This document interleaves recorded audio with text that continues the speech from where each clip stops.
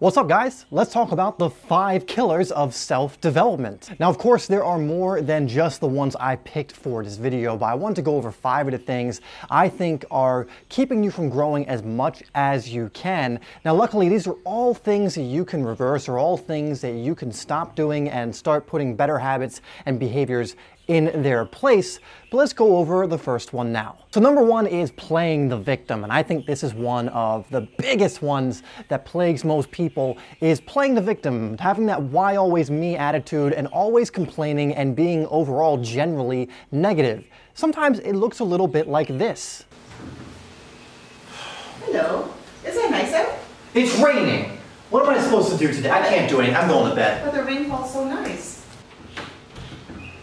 Hey Dave, look at this amazing passage I just read. Always do your best. What do you think? My best is never good enough. Life what are you sucks. talking about? This is a great book. And the thing is, the more you do this, the more this becomes a habit. You start ending up complaining and getting angry and being negative about the most ridiculous things. A little like this. Hey Dave, look at this dragon fruit that we got. Pink! This is pink! Why always me? Oh, you must be so thirsty. Want some water? So yeah, if you're ever at the point where you're angry because something's a certain color, or you're slapping water bottles out of people's hands, you might want to reconsider the way you think about things. But honestly, guys, having a victim mentality, a victim mindset really can be crippling, and I can promise you will guarantee that you don't make progress, you don't grow, and you don't evolve as a person. So if you're someone who wants to develop, if you're someone who wants to grow, start thinking more positively and start looking for solutions instead of things to complain about. Start seeing yourself as responsible for your life instead of someone who's a constant victim. So the second one is forcing growth, having that do more mentality where you're just against the wall and you're punching against the wall, trying to force something to happen. It's as if you went up to a tree or a plant and, tried to force it to grow. Come on! Faster! Grow faster! Come on! Grow! Grow! Now that seems ridiculous, but it's sometimes what we tell ourselves to do as well. We get angry when we're not growing in ways we think we should be growing, or we get angry when people around us are not growing in ways we think they should. I mean, how ridiculous would it be if we tried to force growth on others as well? It essentially looks like this. Oh my God. Come on, Lily! Fuck. Grow!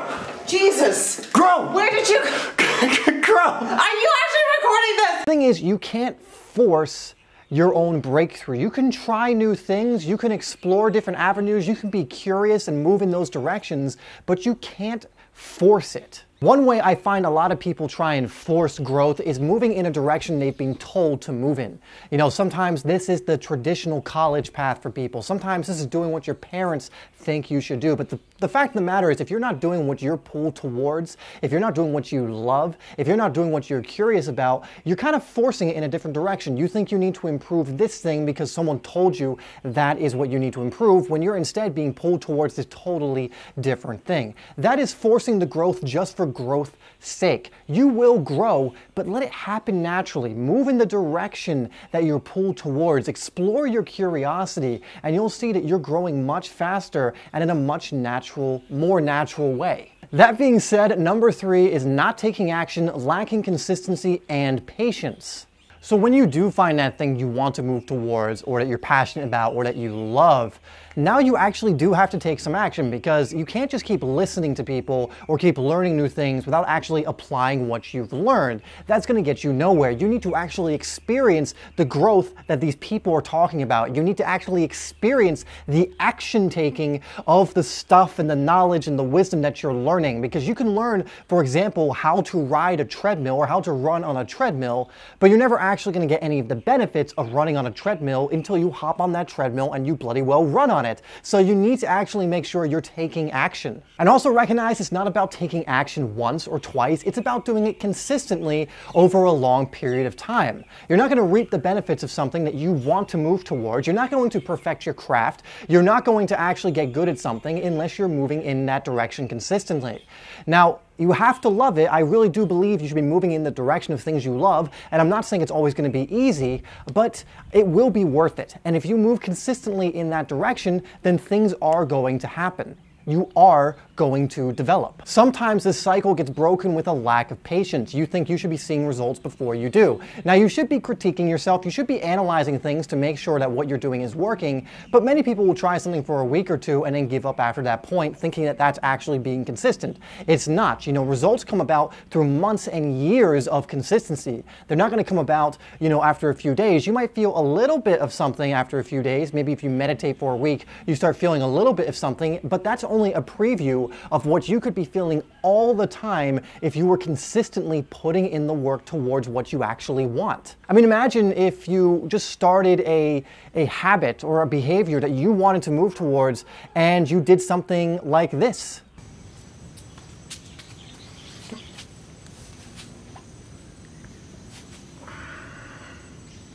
Nope, not working. So guys, if your heart is being pulled towards something, if you're passionate about something, if something is just, it's something that really gets you going and you love it so much and you love the process of it, be consistent, be patient, and take action. Okay, so number 4 is playing safe or staying small. A lot of us stay within our comfort zones even though there is something outside of our comfort zone that we want to check out. Maybe it's just a passing curiosity, or maybe it's a complete full passion and you need to leave your comfort zone to move ahead. But a lot of us play small. We play safe because we are afraid of the unknown. I'm telling you, this is something I'm just so passionate about, so in love with. I can't believe it. Imagine how much this would change my life and your life and everyone's lives when I actually do it. Oh, that's so exciting. So what are you going to do about it? I don't know. I'll figure it out after SpongeBob. He's never getting his license. Seriously, don't be that guy. That guy, SpongeBob's a great show, but you don't want to be that guy. Be the person who steps into his passions, his heart, and moves from that place so that even when the fear pops up, even when you have to leave the comfort zone, you still move into that because that's the direction you want to be moving in.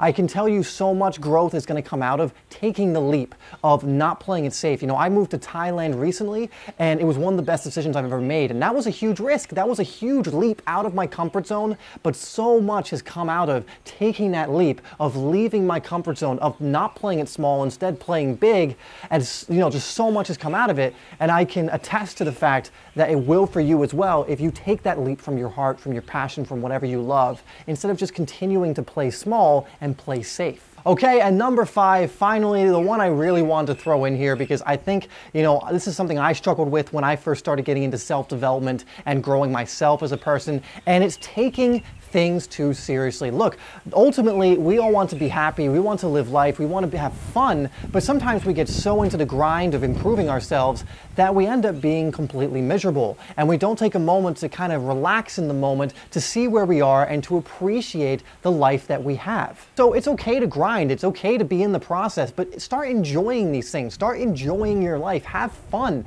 You can improve yourself while having fun, you can improve yourself while doing the things that you want to do, you can improve yourself while being playful. Alan Watts says life is playful and the universe is playful, and I tend to agree. More good things have happened in my life when I stopped taking myself so seriously and I stopped taking life so seriously and decided to absolutely go after what I want, but to do it in a playful, fun-filled way. Because the last thing you want to do is end up in a beautiful place or in a place where you should be appreciating where you are and instead being absolutely miserable. It might look like something like this.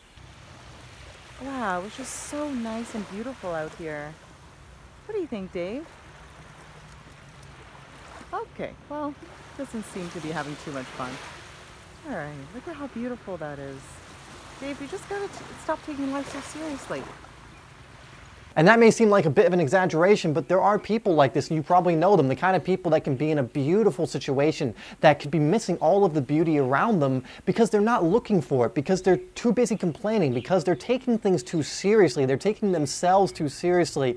And taking yourself playfully or not taking yourself as seriously doesn't mean that you're not serious in moments, doesn't mean that you're not being disciplined. Those things aren't synonymous. You know, taking yourself too seriously doesn't mean you can't be disciplined. It does not mean you can't move in certain directions. It just means have fun, enjoy yourself. You know, you're only going to be on this planet for a certain amount of time. All right, guys, those are the 5 killers of self-development, of self-growth. I hope you enjoyed this video. Let me know in the comments some other killers of self-growth or self-development you found apply to your life. And also let me know which one of the ones I listed here you fall into the most. And remember, even if you fall into it, it's absolutely okay. You can always change and you can always move into the direction that you want to move in. But let me know down in the comments. I'll answer your questions and any comments you have and try and help you out with whatever you're going through. And remember, you really do want to work on these things or else you're going to end up like someone who's so miserable that they do this. It must be so nice. You want some water? Thanks guys so much for watching this video. I really do appreciate it. I hope you enjoyed it and I hope you got something out of it. You know, try to, again, play a little more with this video and I really enjoyed creating it. So let me know if you want more content like this. Also, let me know your suggestions for future videos and things you want to see on the channel. Guys, thank you so much. Make sure you leave a like too if you enjoyed it. Please share it if you enjoyed it. I would really appreciate that. And if you want more content like this about self-development, improvement, and tapping into your potential, then make sure you hit that subscribe button. All right, guys, thank you so much. I love all of you, and I'll see you in the next video.